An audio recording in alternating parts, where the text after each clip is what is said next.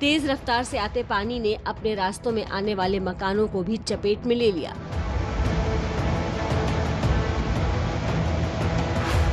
किनारे मकान और उसके बगल से रास्ता बनाता बाढ़ का पानी। पानी किनारे पड़े पत्थरों से टकराकर रुकता है, लेकिन फिर अपना रास्ता बना लेता है। ये देखिए किस तरह इस इमारत के आगे से मटमैला पानी उफान भरता हुआ आगे बढ़ रहा है। ये आवाज बता रही है कि मंजर कितना खौफनाक है।